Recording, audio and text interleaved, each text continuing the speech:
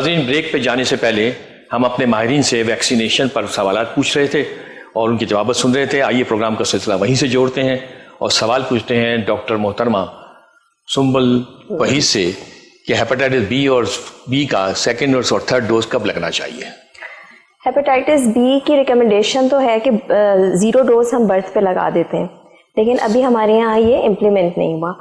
تو پہلا ڈوز ہم جو ہمارے پاس پینٹا ویکسین آتی ہے اس میں ہیپاٹائٹس بی شامل ہوتی ہے جی. تو ہم پہلا ڈوز جب بچہ 6 ویکس کا ہوتا ہے اس وقت، پھر سیکنڈ ڈوز جب بچہ 10 ویکس کا ہوتا ہے اس وقت، اور پھر تھرڈ ڈوز جب بچہ 14 ویکس کا ہوتا ہے اس وقت لگاتے ہیں. لیکن اگر unfortunately mother hepatitis B reactive ہے، اس کو ہیپاٹائٹس بی کا انفیکشن ہے اور اس نے اس دوران بچے کو ڈلیور کیا ہے تو برتھ پہ لگنا بہت ضروری ہے. اور اس کے ساتھ پھر ہم ہیپاٹائٹس بی کا امیونوگلوبولن بھی لگاتے ہیں. ایک ہاتھ پہ ویکسین لگاتے ہیں اور ایک ہاتھ پہ ہم امیونوگلوبولن لگاتے ہیں تاکہ بچے کی بہتر پروٹیکشن ہو سکے. اور ڈی پی ٹی کا ویکسین کب لگتا ہے؟ ہیپاٹائٹس جو کمبائنڈ ویکسین ہے جی پینٹا میں ڈی پی ٹی شامل ہوتا ہے اور ایچ انفلوئنزا ویکسین بھی شامل ہوتی ہے.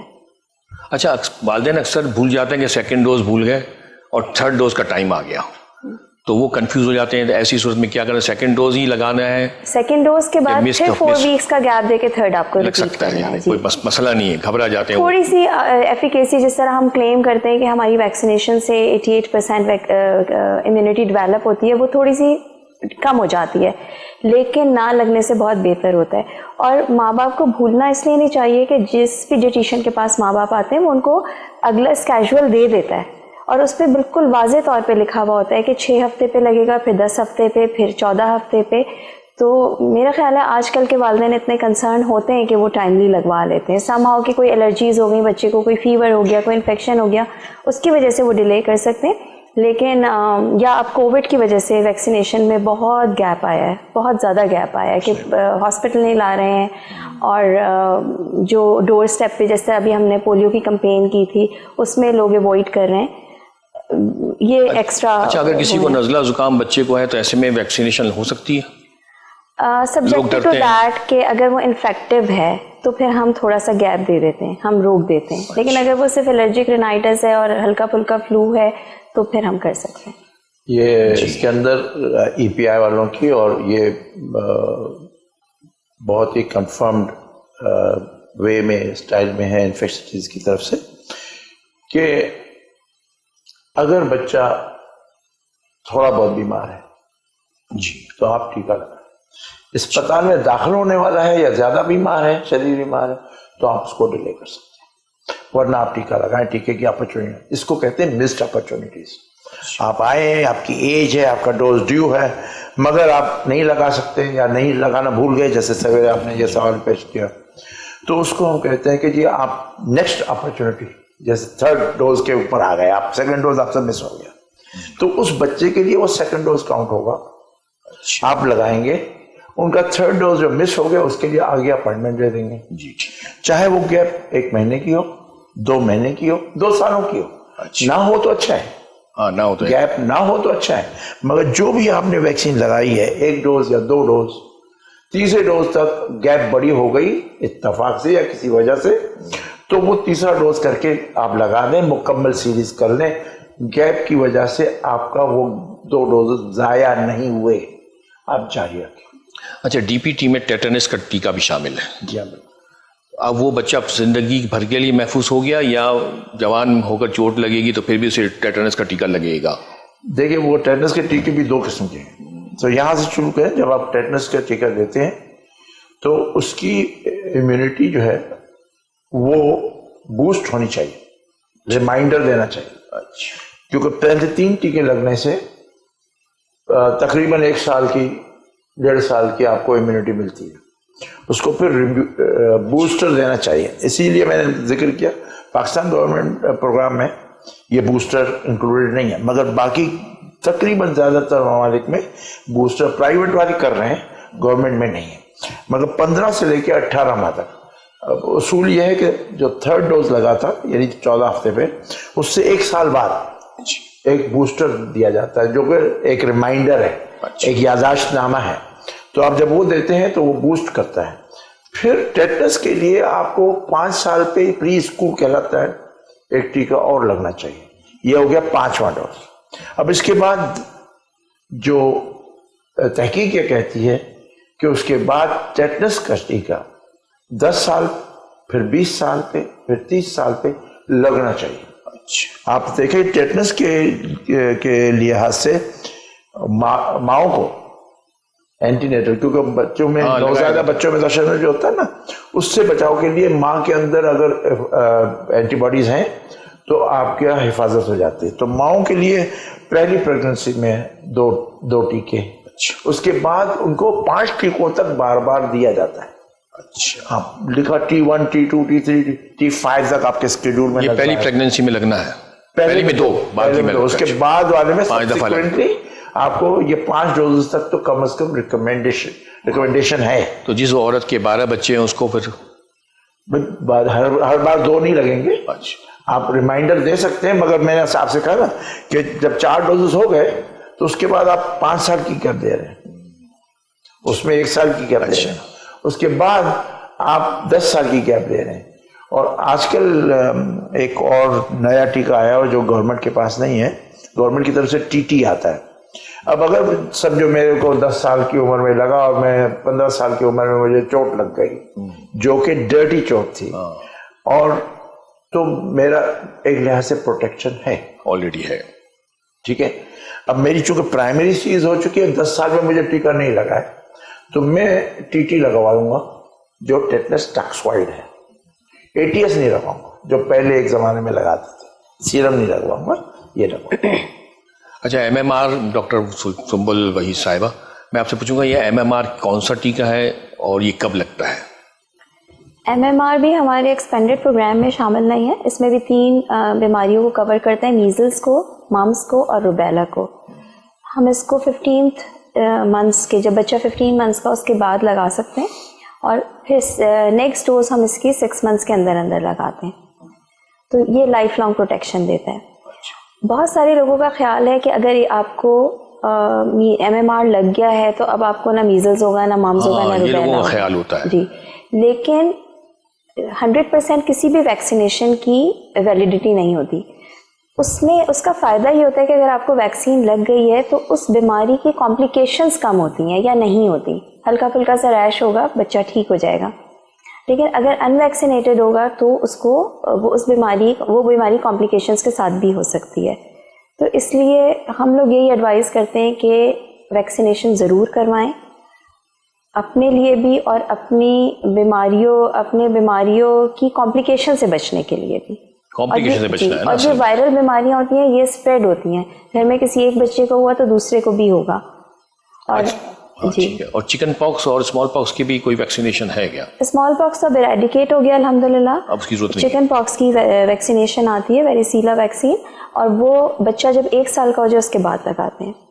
اچھا، اس کو لگ گیا، اس کو بھی زندگی میں آگے جا کے وہ چکن پاکس ہو سکتی ہے؟ میں نے جوانوں میں بھی دیکھا ہو سکتی ہے، ہرپیز ہو جاتا ہے بڑے ہونے کے بعد، لیکن وہی بات ہے کہ کمپلیکیشنز کم ہوتی ہیں اگر ویکسینیشن لگا ہوا ہو تو. ڈاکٹر اقبال صاحب، اس میں شدت بھی کم ہوتی ہے اگر بیماری ہوئی. مثال کے طور پہ 2 باتیں اس کے اندر میں ذرا اضافہ کرنے کی ضرورت کروں گا. وہ یوں کہ MMR measles, mums, rubella German measles ہے، یعنی وہ عموماً بچوں میں بالکل مائلڈ ہوتی ہے. بڑی لیڈیز میں خاص طور پر اس کے دوسرے جو خطرات ہوتے ہیں وہ حمل کو ہوتے ہیں. اس کو کنجنٹل روبیلا سنڈروم CRS کہلاتا ہے، جو کہ ختم ہو چکا ہے USA میں، UK میں. کیسے کہ ہر ماں کو پہلے روبیلا کی پروٹیکشن دی جاتی ہے. اگر آج کل وہاں پہ باقاعدہ یہ رول ہے کہ اگر کسی بچے کو کنجنٹل روبیلا سنڈروم ہو گیا، اس کا مطلب ہے وہ ڈاکٹر ذمہ دار ہے جس نے ماں کو یہ ایڈوائز نہیں کیا. ٹھیک ہے. اچھا، پاکستان میں اور یہ جو ہمارا WHO کا ایمرو ریجن ہے جس میں پاکستان آتا ہے، انڈیا اور دوسری طرف چلا جاتا ہے، اس میں MR کا پروگرام یعنی میزلس اینڈ روبیلا. جی، کیونکہ روبیلا کی وجہ سے جو کنجنٹل سنڈروم ہوتا ہے یہ بڑا شدید ہے. اس میں سر چھوٹا ہوتا ہے, آنکھوں کی بینائی کا چکر ہوتا ہے, دل کی بیماریاں ہوتی ہیں. ایک اپاہج بچہ گھر پہ آ جاتا ہے جو کہ ہر ایک کے لیے درد ہے, درد دل ہے, درد دماغ ہے, اور ہر لحاظ سے درد ہے. تو چونکہ اس کی سے حفاظت کا ترکیب یہ ہے کہ جو بھی گرلز ہیں ان کو کم از کم یہ ویکسین لگنی چاہیے, مگر اگر بوائز کو لگی ہوئی ہے تو ساتھ ساتھ میں روبیلا کا, جنرل میزلس کا اسپریڈ کم ہو جاتا ہے. تو ایم آر کا پروگرام پاکستان میں لاسٹ ایئر شروع ہونا تھا 19 میں, مگر کووڈ کی وجہ سے یہ پروگرام تھم گیا. ایم آر لگنے سے کیا ہوگا کہ میزلس اور جرمن میزلس دونوں کا ایک ہی سوئی کے ساتھ حفاظت آ جائے گی. تو ایک تو وہ پروگرام رک گیا ہے, مگر آنا چاہیے اور بہت ہی فائدت والا ہے, بہت ہی کام والا ہے. دوسری طرف آ جاتے ہیں تو چکن پاکس اور ایم ایم آر کا ایک سیکنڈ ڈوز بھی لگتا ہے. ایک ڈوز آپ 15 ماہ کی عمر میں لگاتے ہیں, دوسرا پری اسکول میں لگاتے ہیں. ایک زمانے میں 13 سال کی عمر پہ لگاتا تھا, اب اس کو پری پون کر دیا ہے کیونکہ ٹین ایج پریگنسیز اور یہ بھی سلسلے چل رہے ہیں. تو 5 سال کی عمر پہ پری اسکول میں ایم ایم آر کا ٹیکہ بھی لگایا جا رہا ہے, یا سیکنڈ ڈوز کہلاتا ہے. اس کے بعد 3rd 4th کی ضرورت نہیں ہوتی, اور ان 2 ڈوز لگنے کے بعد ان کی حفاظت تقریباً 98% پہ آ جاتی ہے. تو 2% تو معاف کیا جا سکتا ہے. اس میں یہ بات صحیح ہے, اشرف صاحب نے بالکل صحیح کہا کہ جو اگر بیماری ہو بھی جائے ٹیکے کے بعد تو بہت نہ ہونے کے برابر ہوتی ہے, بہت مائلڈ ہوتی ہے, اور ان کے جو کمپلیکیشنز ہیں وہ نہیں ہوتی. اب میزلس کی بیماریوں سے ابھی تک بدقسمی سے ہم دیکھ رہے ہیں کہ میزلس ہوئے 1 سال 2 سال کی عمر پہ, اور پھر 8 سال اور 9 سال کی عمر پہ, 10 سال کی عمر پہ, یا اس سے تھوڑا پہلے دماغی انسیفلائٹس شروع ہو جاتی ہے, SSPE کہلاتا ہے. تو یہ بیماری پھر اس کا علاج نہیں, وہ رفتہ رفتہ ایک ٹھیک ٹھاک بچے کو معذور کر دیتا ہے اور موت بھی شامل ہو سکتی ہے.